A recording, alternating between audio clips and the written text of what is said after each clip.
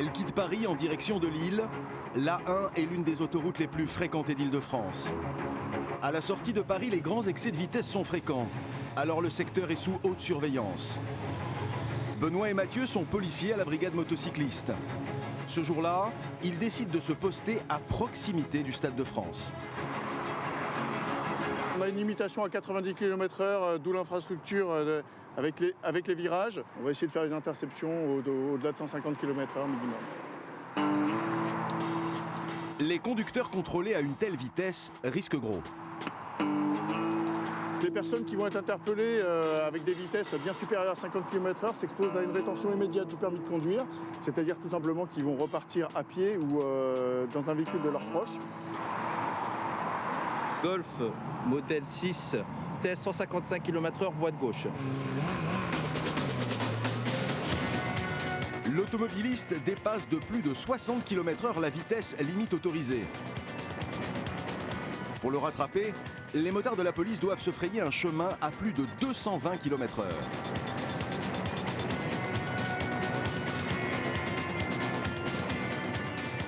Deux kilomètres plus loin, le véhicule est intercepté. À la vue d'un radar automatique, le conducteur a levé le pied. On va rester contre le muret, monsieur.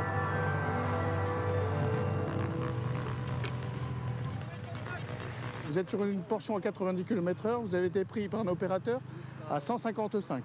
155. Nous sommes tolérants, indulgents, mais à sa vitesse-là, on ne peut pas, monsieur, vous comprendrez bien, 65 au-dessus, on est obligé d'intervenir. Et la sanction tombe. Vous allez faire l'objet d'une rétention immédiate du permis de conduire, ce pour 72 heures, monsieur. Donc est-ce que votre passager a son permis de conduire sur lui? Ça va vous éviter, monsieur, une mise en fourrière du véhicule. Et avec votre accord, votre ami pourra reprendre le véhicule. Mais le jeune homme ne semble pas mesurer la gravité de la situation. Je vois qu'il rigole avec son ami. Ça va être compliqué. Le futur est compliqué. Il part sur 6 mois de gestion de permis. Je pense qu'il va mettre un petit peu de temps à se faire à l'idée d'être à pied pendant 6 mois. Le chauffard rentre finalement chez lui, côté passager. Ils ont des machines puissantes, ils aiment bien l'adrénaline. Voilà, tant pis pour eux, ils jouent, ils perdent. Sous les yeux des policiers, les délits s'enchaînent. Un autre véhicule vient d'être contrôlé à 171 km/h. Une nouvelle course-poursuite s'engage pour Benoît et ses collègues.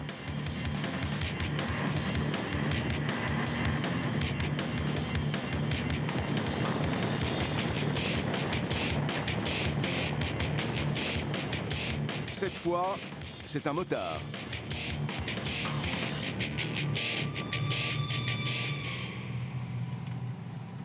Monsieur, bonjour. Vous pouvez enlever le casque, s'il vous plaît? Vous êtes pris à la vitesse de 171 km/h, monsieur, à la hauteur du Stade de France. Je vous dis tout de suite, c'est une rétention immédiate du permis de conduire.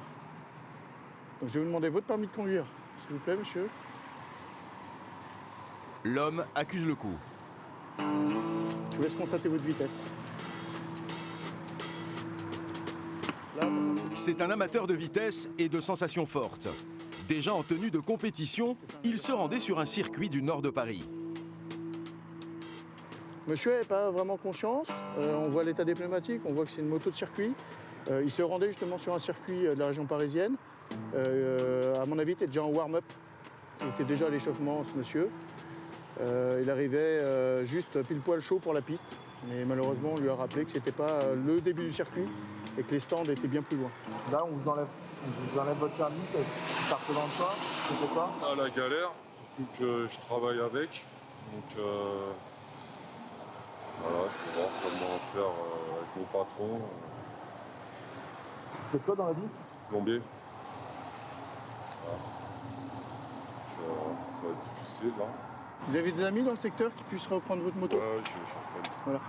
En 2 heures de contrôle, Benoît et Mathieu ont épinglé 3 conducteurs à plus de 150 km/h. Tous ont perdu leur permis. Mais grâce à l'intervention des motocyclistes, le pire a sans doute été évité.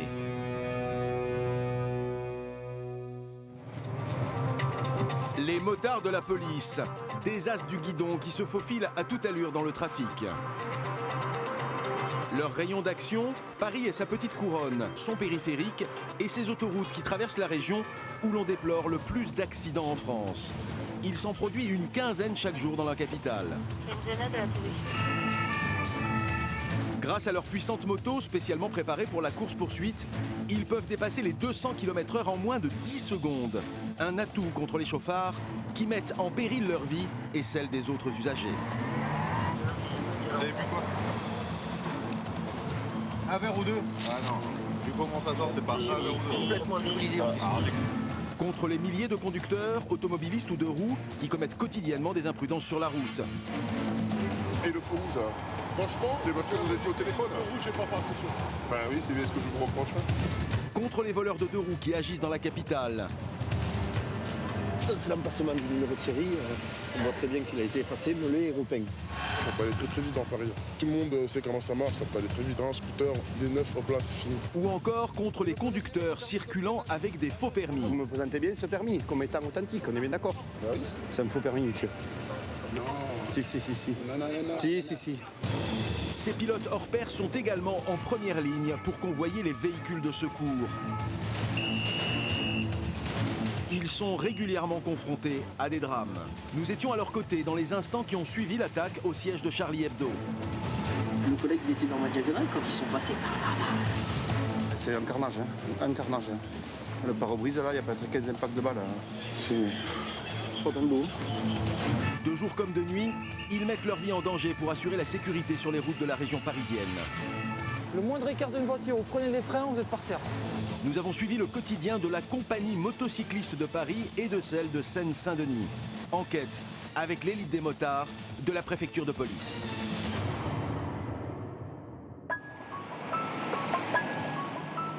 Bobigny, au nord de Paris.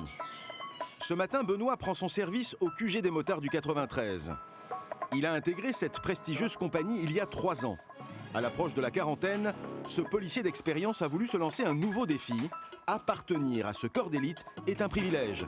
La sélection se fait sur concours avant 4 mois de formation intensive aux techniques de pilotage.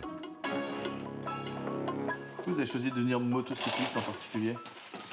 C'est tout simplement déjà ma passion de la moto. J'ai une vingtaine d'années de permis moto et ça permet d'allier la passion au geste professionnel de ma formation initiale de policier. Les missions des motocyclistes ne sont jamais déterminées à l'avance. Oui, allô. C'est l'un des attraits de cette unité. D'accord. Bah écoute, on arrive.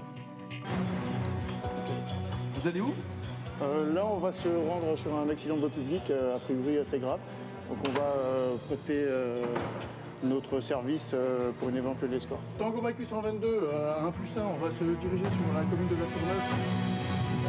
Benoît vient d'être appelé sur un accident qui a eu lieu à une dizaine de minutes du commissariat. Il se rend immédiatement sur place avec son équipier, Mathieu.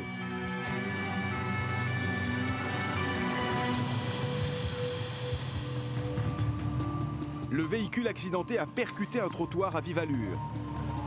Les services de secours sont déjà à pied d'œuvre. Il y a 2 victimes, le conducteur et son passager. Et leur état de santé est très préoccupant.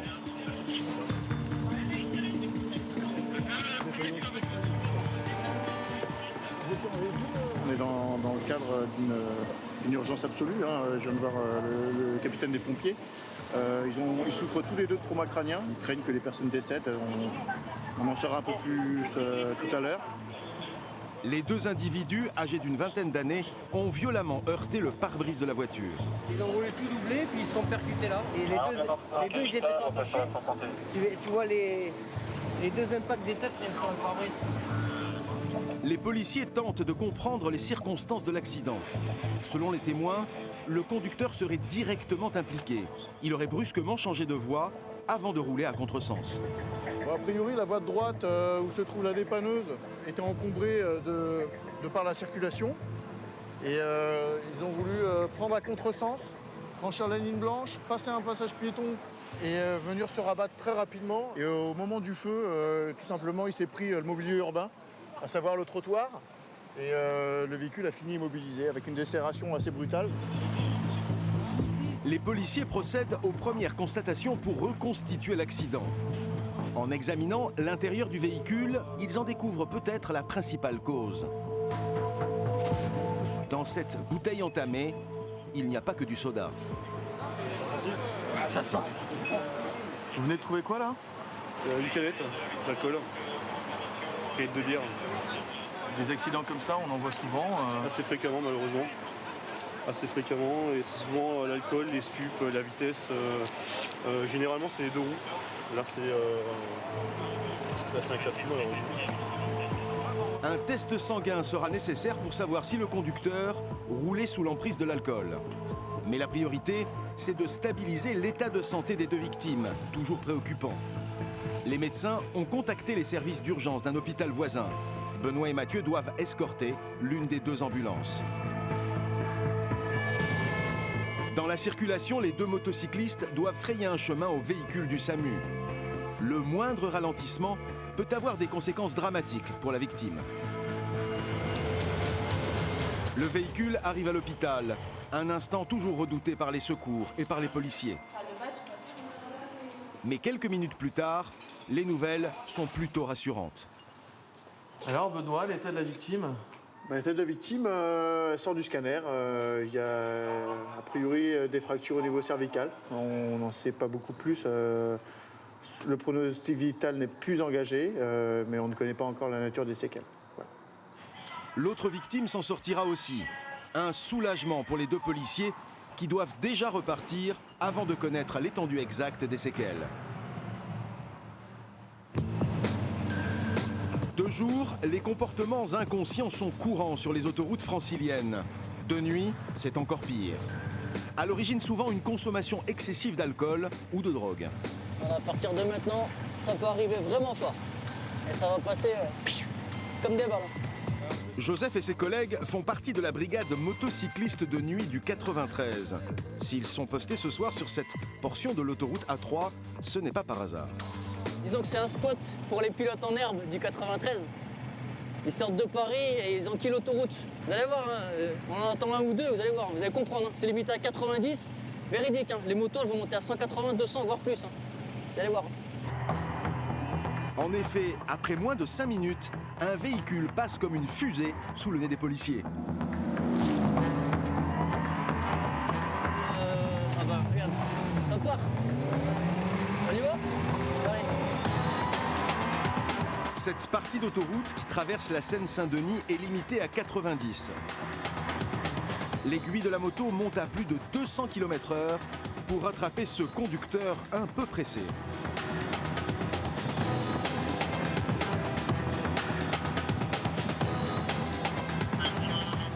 Et visiblement, il ne fait pas que rouler vite. Sébastien, avec la lampe torche, relève un autre problème. Vous avez bu quoi? Un verre ou deux? Ah non, non. Vu comment ça sort, c'est pas un verre ou deux. Complètement alcoolisé en plus. Ah, des grands verres. Ah, il y a les yeux là. Des moyens. L'homme est complètement ivre au volant de sa voiture. Vous allez voir, ça va devenir rouge écarlate. D'accord. De toute façon, il a baissé la vitre, ça sentait tellement. Ah bah, ça sent encore ici. Et ce n'est pas tout. Et vous avez le permis? Le conducteur cumule les infractions. Ça fait combien de temps que vous conduisez? Est-ce que vous avez déjà eu le permis avant? Depuis 2010, vous roulez sans permis? Grosso modo. Personne pas de permis, qui en plus boit, reprend un véhicule, se permet des choses et puis après s'étonne de se faire contrôler parce qu'elle roule à une certaine vitesse et en plus de ça n'a pas de permis. Sous l'emprise d'alcool. Donc après, ben voilà, les conséquences que l'on connaît. S'il y a un accident, encore des victimes. Monsieur sorti du véhicule? L'individu est embarqué au poste. Selon ses antécédents, il risque plusieurs mois de prison. Son véhicule est confisqué, c'est Joseph qui se charge du transfert. Je vais chercher une place, je vais mettre sur un parking.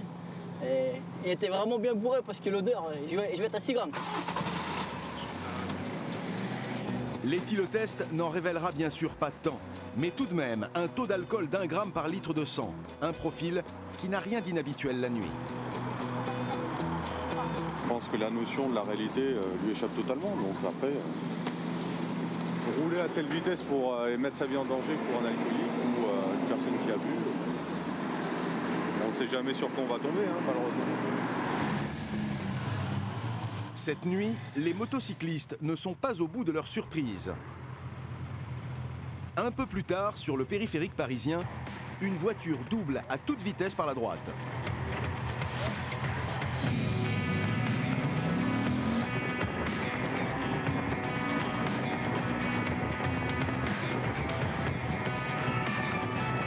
L'automobiliste est intercepté. Il va fournir une explication insolite. Vous êtes particulièrement pressé? Moi, je suis très pressé. Ça se voit? Et la raison de votre empressement, monsieur? Comment? La raison de votre empressement? Qui vient de prendre des coups de couteau. Et vous êtes médecin ou pompier? Un de ses amis aurait été agressé à l'arme blanche. Expliquez-moi, monsieur n'est ni médecin ni pompier. En quoi le fait d'aller vite sur place, ça aidera la personne qui a supposé pris un coup de couteau? Il n'y a aucune excuse. Joseph ne veut rien savoir. Le conducteur a en plus moins de 2 ans de permis. Sachez que vous serez verbalisé pour une vitesse excessive, pour un non-respect d'une distance de sécurité, ainsi qu'un dépassement par la droite. Vous recevrez directement tout ça à votre domicile, d'ici une dizaine de jours. Bonne soirée. Des histoires rocambolesques comme ça, on y croit ou pas? Bah, chacun peut y prêter attention ou non, mais des excuses comme il avait, on en entend des merveilleuses. Et oui, ça lui a fait ni chaud ni froid. Le mec qui repart de plus belle. C'est ça toutes les nuits. Mais parfois, la réalité rattrape les policiers.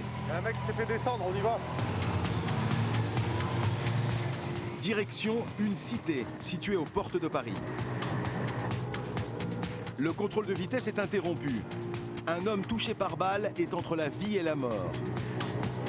Joseph et ses collègues sont appelés pour escorter le véhicule de secours. La victime est âgée d'une vingtaine d'années. Elle est dans un état désespéré. Apparemment, il y a eu une sorte de règlement de compte. Il y a eu plusieurs impacts de balles dans une voiture. Il y a une personne blessée par balle et on a retrouvé plusieurs douilles de différents types d'armes, ce qui suppose qu'il y a au moins 2 armes. C'est le western des temps modernes. Ici, c'est monnaie courante. Les pompiers font tout pour sauver la vie de la victime. En attendant, les policiers doivent assurer leur sécurité et surtout leur permettre d'intervenir dans les meilleures conditions. C'est le contrat de mes enfants. On ne peut pas faire dans la maison, je l'avais dehors, moi. C'est bien ce que je dis, monsieur. Là, vous n'êtes pas chez vous, vous êtes dehors. Votre maison, elle est ici. Des moments comme ça, c'est des moments sous tension, donc il faut vraiment essayer d'être au calme et d'apaiser les gens. Déjà, il s'est passé quelque chose de super violent, super agressif, c'est très court. Donc les gens n'ont pas spécialement le temps d'assimiler. Mais il suffit qu'ils réalisent que c'est une personne qu'ils connaissent ou quelque chose comme ça. Ça peut arriver, des fois ça part, malheureusement encore plus. Mais ce soir, le travail des secours ne sera pas suffisant. L'individu vient de succomber à ses blessures. C'est pas nous qui finissons le... C'est les pompes funèbres qui viennent chercher directement le corps. Voilà, action. Des instants toujours éprouvants, même s'ils ne connaissaient pas la victime. Malheureusement, ça arrive. Des personnes qui décèdent suite à un règlement de compte, il y en a plusieurs par mois. De notre point de vue de policier, on ne peut pas se permettre de prendre la décharge émotionnelle des gens. Comme tout à l'heure, le monsieur, apparemment, il le connaissait bien. Moi, je ne connais même pas l'identité de la personne. Apparemment, lui, il le connaissait. Mais je ne peux pas me permettre de prendre sa décharge émotionnelle, même si ça me touche quand même au fond de moi. Hein. C'est une personne qui meurt, c'est pas du tout agréable. Mais on se doit carrément de se protéger, parce que sinon, la misère humaine et tout ce qu'il peut y avoir, c'est la déprime, quoi, malheureusement. Les motards de la police sont régulièrement confrontés à des drames. En cas d'urgence vitale, ils sont toujours parmi les premiers à être appelés. Ce matin, à la compagnie motocycliste de Paris, Eric, 35 ans et 15 années dans la police, est loin d'imaginer qu'il va vivre la journée la plus traumatisante de sa carrière. Nous sommes le 7 janvier 2015.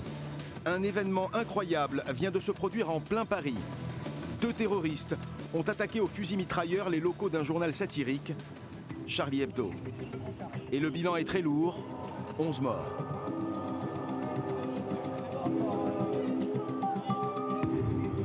En arrivant sur place, Eric rencontre un collègue qui a fait face aux terroristes et tenté d'arrêter leur fuite.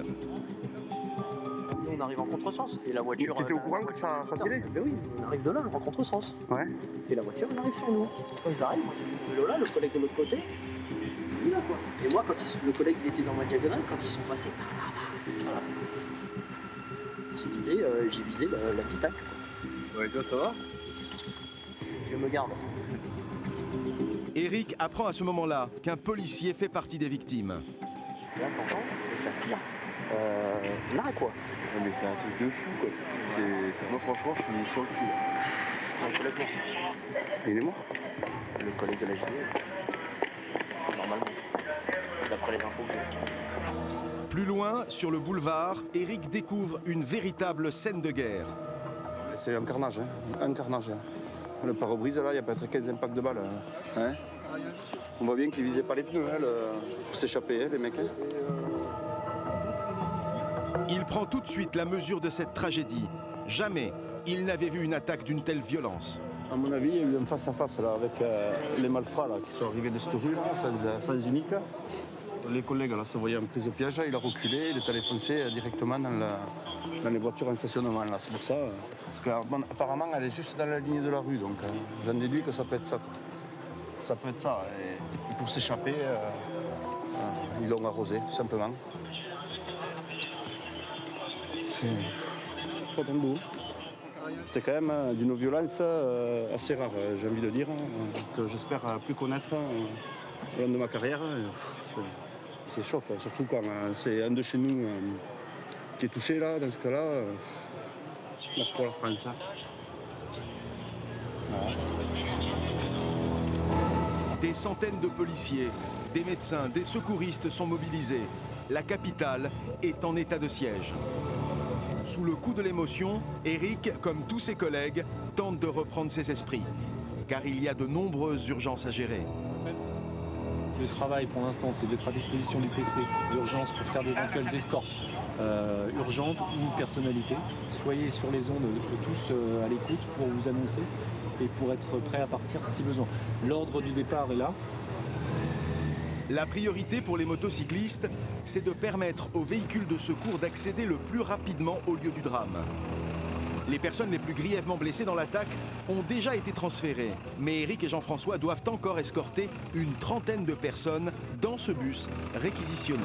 Ils vont faire reculer le bus pour prendre des victimes, tu sais, blessés légers ou blessés psychologiques, pour les amener en consultation dans tel lieu. Donc pour éviter que les victimes remontent le boulevard et soient filmées par tout le monde, on les amène au plus près. Allez, vous sortez, vous gênez les gars.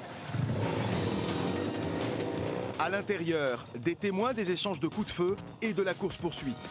Ils ont besoin d'une prise en charge psychologique urgente pour être déchoqués. Et cela doit se faire dans les minutes qui suivent le traumatisme. Eric et Jean-François ouvrent la voie pour les acheminer vers les cellules spécialisées des hôpitaux.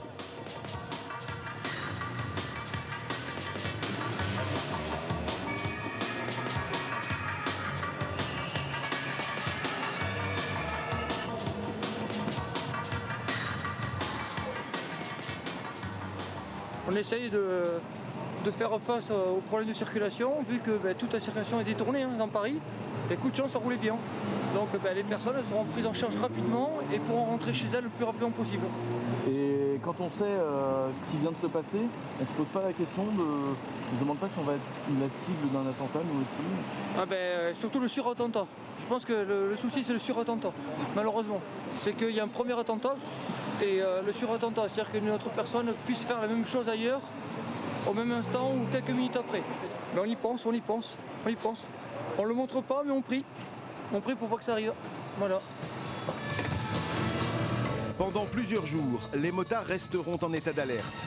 48 heures plus tard, un autre attentat frappe un supermarché cachère parisien, porte de Vincennes.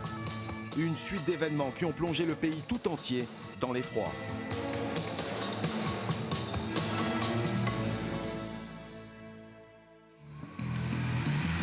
Après le choc, le quotidien a peu à peu repris son cours pour les motards de la police. Nous retrouvons la brigade de nuit. Le vendredi soir, les fêtards se pressent dans les discothèques parisiennes. Nombreux sont ceux qui reprennent le volant alcoolisés. Il est 2 h du matin, un groupe de jeunes attend au bord de la 1. Leur voiture a heurté des débris. Ils ont dû s'arrêter en catastrophe. En fait, quand je roulais, il y a une voiture qui a perdu quelque chose sur sa voiture. Elle a perdu ça, et j'étais juste derrière, donc du coup j'ai avancé, j'ai roulé et puis c'est resté coincé. Le véhicule, c'est mon ami. Mais plus de peur que de mal. Aucun dommage sur le véhicule, ils peuvent repartir. On vous remonte le véhicule, on vous réinsère dans la circulation. Merci monsieur. Les débris sont ceux d'une voiture stationnée quelques centaines de mètres plus loin, avec les feux de détresse sur la bande d'arrêt d'urgence. Son conducteur vient d'échapper au pire. Mais t'es malaise? Vous êtes pas bien? Trop d'alcool? Non, je suis asthmatique. Ah, vous avez pas consommé d'alcool? Le jeune homme prétend être asthmatique, mais le problème est tout autre. Vous étiez en soirée? Ouais. Vous êtes parti à combien de temps? 5 minutes, 5 minutes, 5 minutes. Et vous savez quelle heure il est là? 1 heure, 2 heures, 10 heures. Ouais. Le monsieur dit qu'il est asthmatique, mais il est plutôt bien épris d'alcool. Il l'avoue très vite aux policiers. Pardon? Ah, mais que vous ayez trop bu, c'est une chose, mais vous avez consommé quoi et en quelle quantité qu'on sache? Hier et... Bière et rhum. Il y a combien de temps? Une demi-heure. Une demi-heure? Ça va faire longtemps? Non.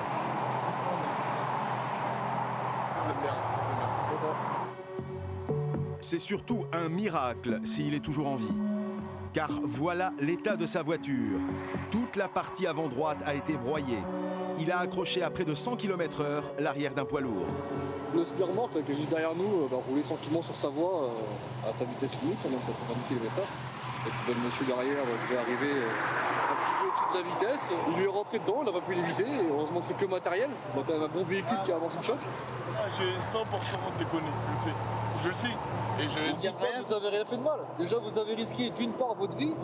Deuxièmement, vous avez risqué la vie des autres automobilistes, du chauffeur du poids lourd. Vous avez vu comment ça roule? Vous êtes complètement dans le noir ici. Ça arrive plein de balles. Et vous m'avez sauvé la vie. Je sais. Bah, en l'occurrence, nous, non. C'est un nouveau concours de circonstances. Le jeune homme passera la nuit au commissariat en cellule de dégrisement. Si les gens ils prenaient conscience déjà avant de prendre le volant, celui que même lui reconnaît qu'il a bu beaucoup de bière et beaucoup de rhum, il a à peine une demi-heure de ça. Je pense qu'il devait être pleinement conscient qu'il ne pouvait pas prendre dans un état normal son véhicule. Visiblement il l'a fait, en plus il n'habite pas à côté. À une trentaine de kilomètres de son domicile. Donc ça veut dire que là, entre Paris et son domicile, il avait quand même beaucoup de chances de cartonner, de se faire cartonner, et que ça soit malheureusement beaucoup plus grave. Il devra maintenant s'expliquer devant un tribunal. Il risque 3 ans de suspension de permis et 4 500 € d'amende.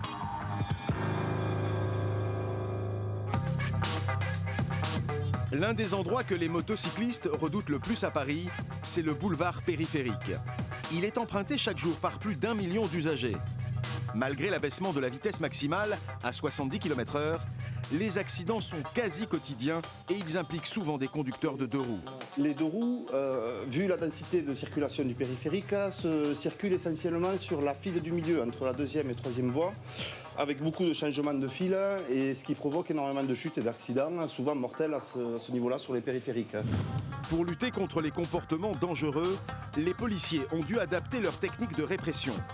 Ils ont troqué leurs motos traditionnelles contre des engins banalisés et ils ont laissé leur uniforme au vestiaire. On se mélange mieux à la circulation. En fait, on peut voir sans être vu, puisque en tenue, forcément, on nous voit à 200 mètres. Là, ça nous permet de voir vraiment les incivilités que tout le monde peut trouver dans l'agglomération parisienne et le cas échéant, faire la répression. C'est ce qu'Éric et son partenaire Jean-François vont effectuer aujourd'hui. Nous sommes un lundi matin. Les 2 policiers se fondent dans la circulation. Le périph' est chargé, mais pour certains conducteurs de 2 roues, ce n'est pas un problème. Avec son imperméable jaune, celui-ci semble plus pressé que les autres.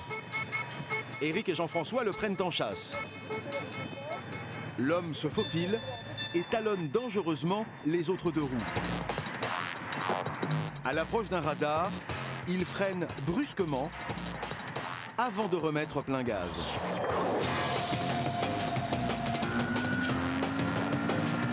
Les policiers doivent accélérer fortement pour le rattraper.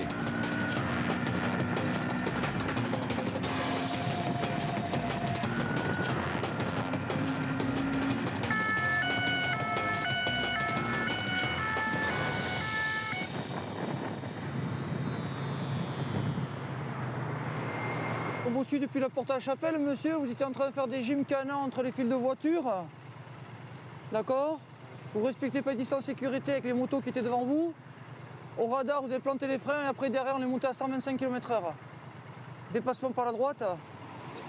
Le conducteur du scooter est un peu à court d'arguments. Comment c'est? Complètement débile. Voilà, si on a une vitesse de pointe, là, on est monté à presque 170 km/h. On n'arrivait pas à le rattraper. C'est la bourre, mais ça explique rien. Cette opération vise avant tout à mettre en garde les fautifs. Comme les deux agents n'ont pas d'appareil de mesure de vitesse avec eux, le conducteur n'aura pas de retrait de points sur son permis. Voilà, on va lui faire juste une vitesse excessive, eu égard aux circonstances, c'est-à-dire chaussée mouillée, et sachant que quand on le suivait, à un moment, on était à presque 140 km/h, on n'arrivait pas à le rattraper. Il y a quoi pour vous protéger? Vous avez que le casque? Rien. Si, le casque. Il devra payer une amende de 90 €. Il a aussi droit à une bonne leçon de morale. Ça roule, les voitures roulaient 70-80 km/h, parce qu'elles accélèrent après. Vous, derrière, vous avez le double, pratiquement le double de Eric vitesse. utilise des images choc. Le moindre écart d'une voiture, vous prenez les freins, vous êtes par terre. Ah oui. Vous êtes par terre. Parce qu'il y a beau avoir l'ABS, tout ce que vous voulez, monsieur. La chaussée, elle est froide, elle est humide. Vous prenez les freins parce qu'on ne sait pas freiner, tout moteur que nous sommes. Et là, vous finissez au mieux contre une voiture, au pire sous un camion.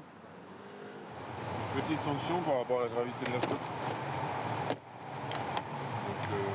Donc, je vais arrêter le périph', je vais passer par l'intérieur. Si je le prends pas, je suis sûr de ne pas faire de conneries. C'est comme la cigarette ou l'alcool. Voilà, tout à fait. Évitez les tentations. Bah voilà, donc Paris c'est bien. Au revoir, monsieur, bonne journée. Bonne journée quand même, au revoir. Mais le message des policiers n'a pas toujours le même effet. Un peu plus loin, dans Paris, ils arrêtent un autre scooter qui vient de griller un feu rouge. Bonjour, vous étiez votre scooter, s'il vous plaît, monsieur? Mettez le scooter, là. Bonjour, les babeurs, c'est la police. Alors, vous savez pourquoi on vous arrête là? Le téléphone, le feu rouge, le casque pas attaché. Ah, parce que j'étais en train de mettre mon téléphone, c'est pour ça que j'ai fait cette vitesse. Et le feu rouge? Franchement, c'était parce que vous étiez au téléphone. Le feu rouge, j'ai pas fait attention. Ben oui, c'est bien ce que je vous reproche. J'étais occupé au téléphone. Ben oui, c'est bien ce que je vous reproche. Le jeune conducteur prend la réprimande à la légère. Ces 3 infractions peuvent lui coûter 270 € d'amende. On va faire preuve d'indulgence, on va relever l'infraction la plus importante, qui est le feu tricolore, pour lui faire comprendre que le feu rouge s'applique à tout le monde. Alors en plus, vous avez franchi encore en regardant. Et là, vous êtes passé sans regarder.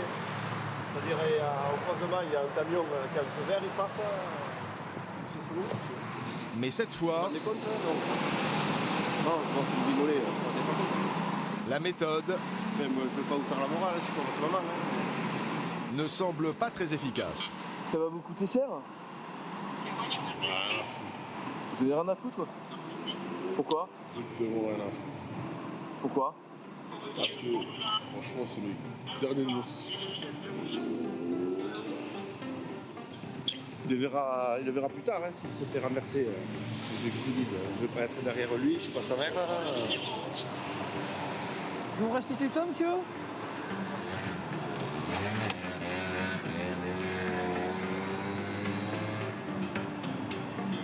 Je croyais qu'il allait passer. Il comprendra pas, on le retrouvera. C'est un client qu'on retrouvera d'ici 15 jours, 3 semaines. On le retrouvera dans Paris.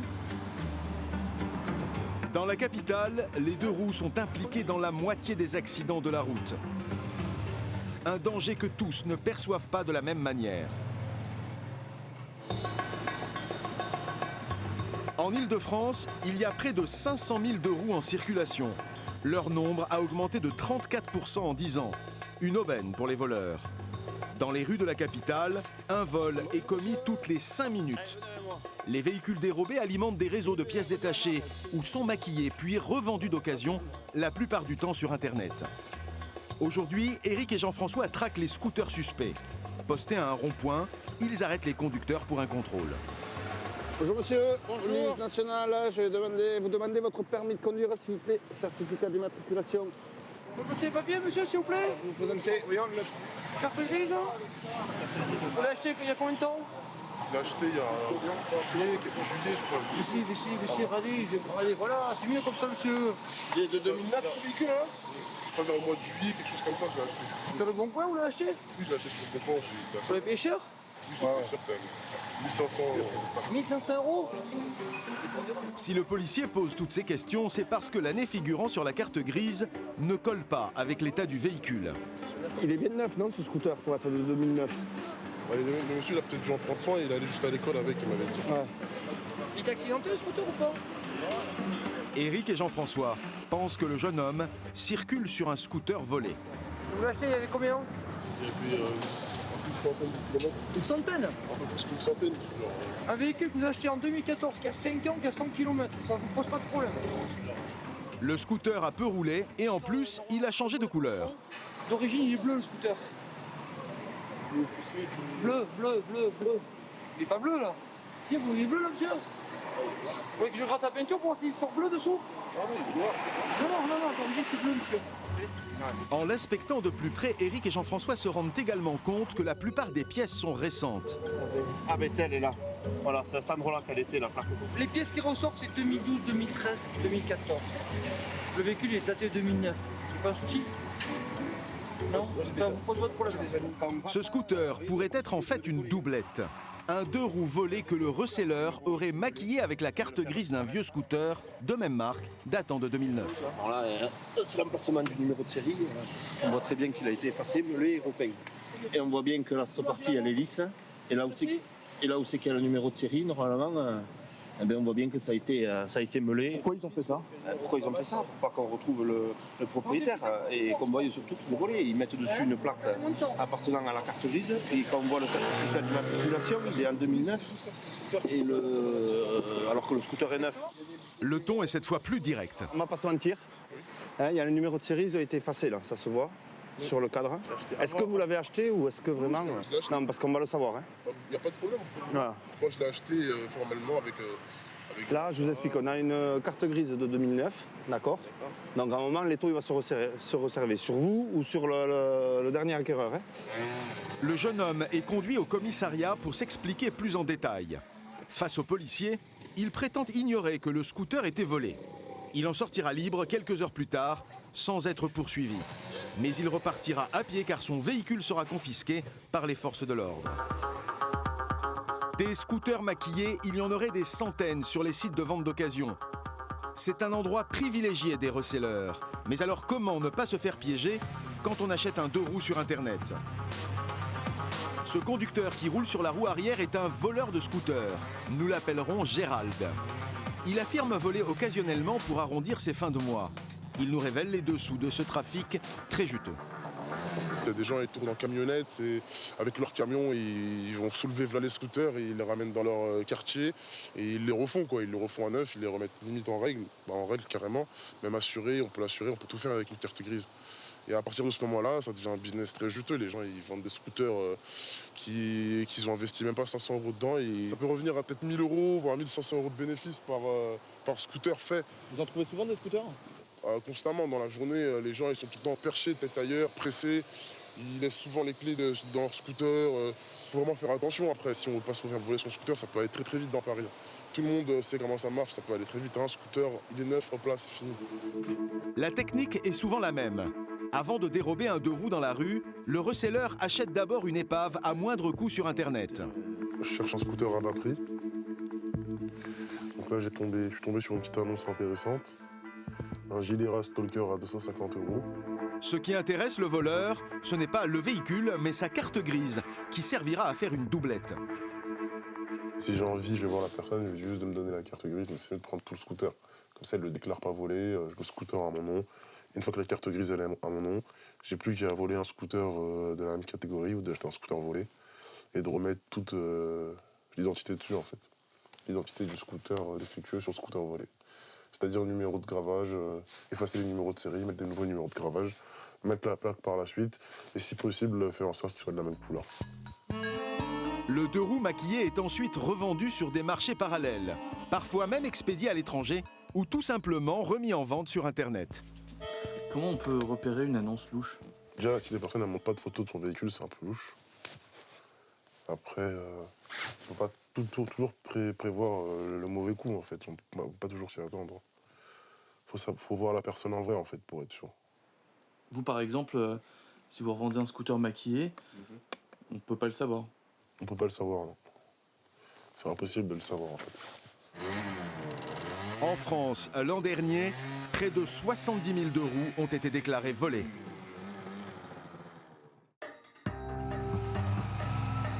Nous retrouvons Benoît, le motocycliste de Seine-Saint-Denis, en pleine séance d'arrosage. Benoît nettoie lui-même sa moto. Il le fait tous les jours avant de partir en mission. Un rituel au sein des compagnies motocyclistes. On essaie de véhiculer la meilleure image possible. On va avoir du mal à se faire respecter si déjà on voit qu'on ne respecte pas notre image, on ne respecte pas nos machines, on ne respecte pas notre uniforme, on essaie de porter avec élégance notre uniforme. Ça fait partie de ce qu'on nous a inculqué à la formation et on essaie de faire perdurer pour la spécificité de la fonction. Mais parfois, le prestige de l'uniforme est mis à mal. Benoît et son partenaire Mathieu prennent la direction d'une cité au nord de Paris où une voiture a été incendiée. Il y a des risques d'explosion.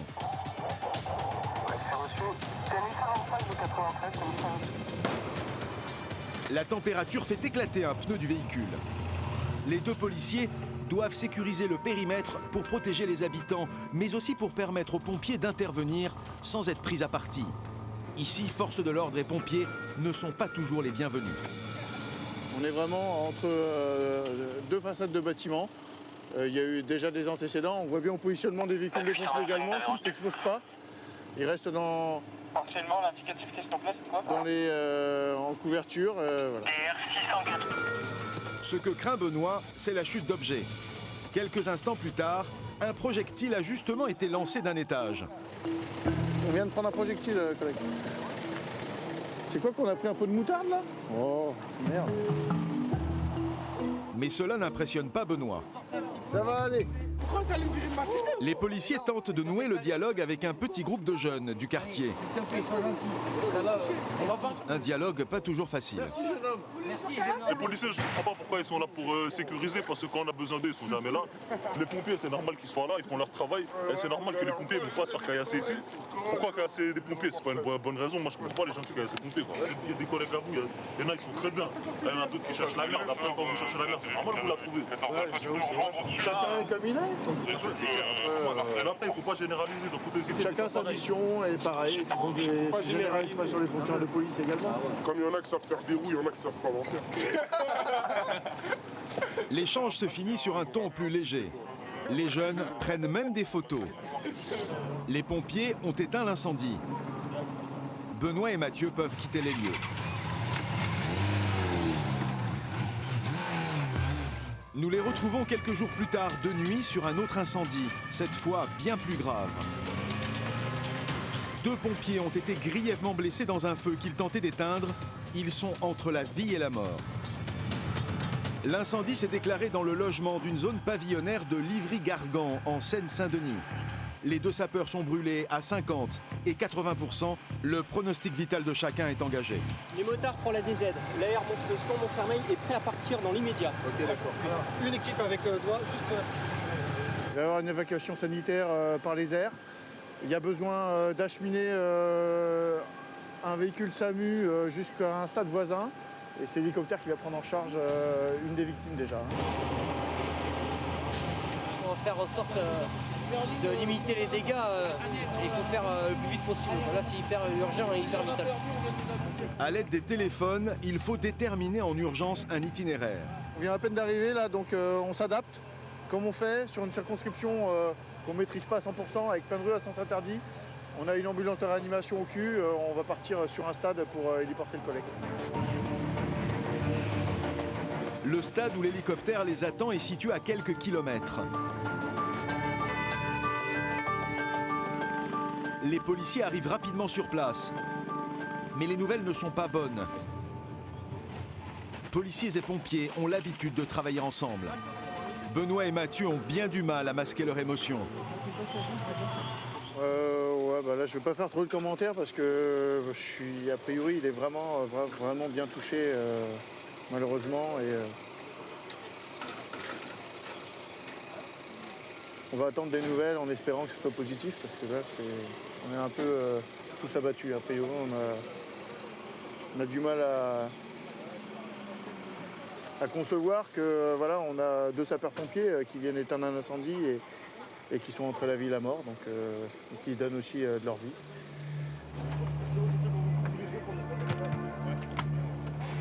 On est vraiment dégoûté, quoi. C'est dur là. Là c'est dur pour les collègues. L'hélicoptère décolle sous le regard impuissant du policier. La première victime, une jeune femme pompier, succombera à ses blessures à l'hôpital. Plongée dans le coma, la seconde victime décédera 1 mois plus tard. Les 2 sapeurs avaient 25 ans.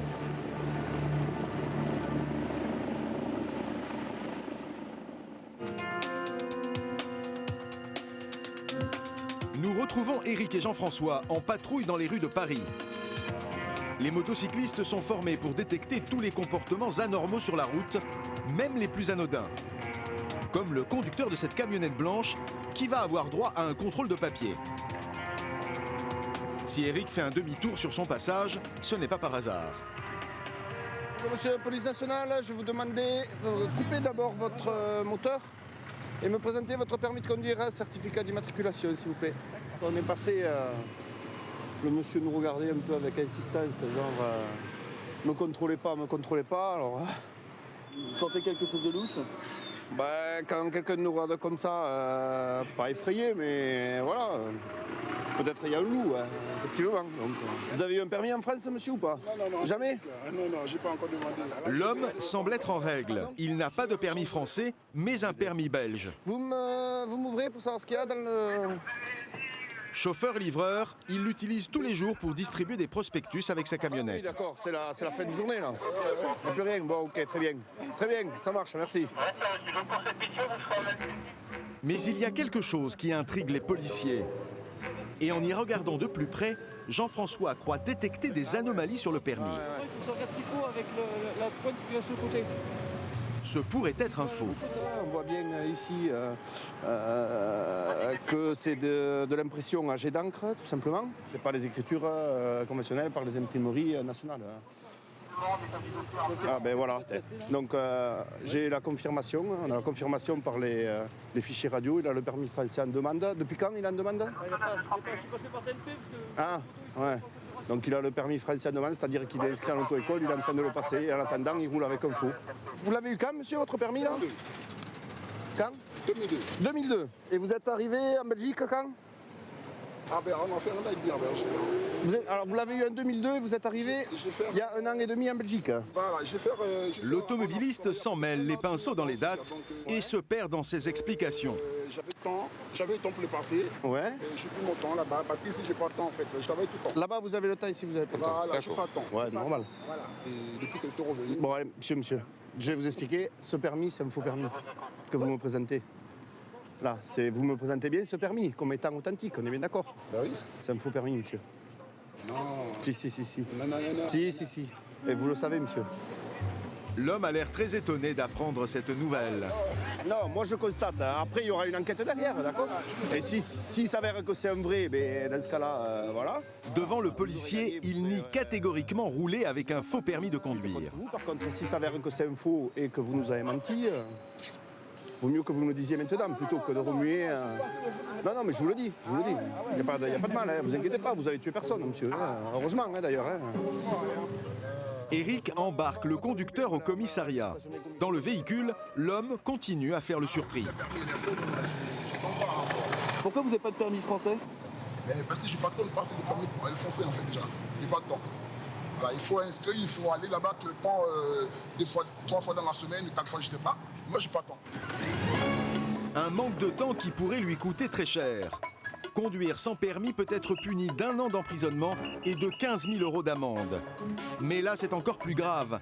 Si l'homme roule avec un faux, la sanction peut aller jusqu'à 3 ans de prison et 45 000 € d'amende. Hop, c'est là, c'est là, c'est là, c'est là. Hop, à gauche. Il va être entendu par un officier de police judiciaire. Donc vous êtes là pour défaut de conduire, usage et détention. Pendant ce temps, Eric et Jean-François vont inspecter le permis sous toutes ses coutures. Ouais, les trucs à l'envers, les filigranes à l'envers et l'imprimé dans l'armoire. Avec une lampe à UV, Eric examine les filigranes de sécurité. Ils permettent de vérifier de manière infaillible l'authenticité du document. Bon, là, avec la caméra, vous ne pouvez pas l'apercevoir, mais on voit que l'emblème, il est super mal fait. On n'arrive pas à lire ce qu'il y a marqué dedans. Le dessin, il bave de tous les côtés. Les filigranes, là, on voit bien le C et le V, là, ça représente, hop, à la lumière. Donc ça représente un C et un V. On voit bien qu'ils sont à l'envers. Donc le faussaire a sans doute mis la trame à l'envers au moment d'imprimer le permis. Normalement, tout le tour, là, tout le cadre, ça va être des micro-impressions. Marqué Royaume de Belgique, là c'est un trait, à la loupe on voit un trait, il n'y a rien marqué du tout. Donc moi ça me conforte dans ma position, c'est un faux. Il n'y a pas besoin de la mener à analyser. Enfin ici ça va être fait pour la procédure, mais c'est clair que c'est un faux. Plus aucun doute pour Eric. L'homme est quant à lui placé en garde à vue. Au cours de son audition, il reconnaîtra avoir acheté son permis de conduire en Belgique, tout en affirmant ne pas savoir que c'était un faux.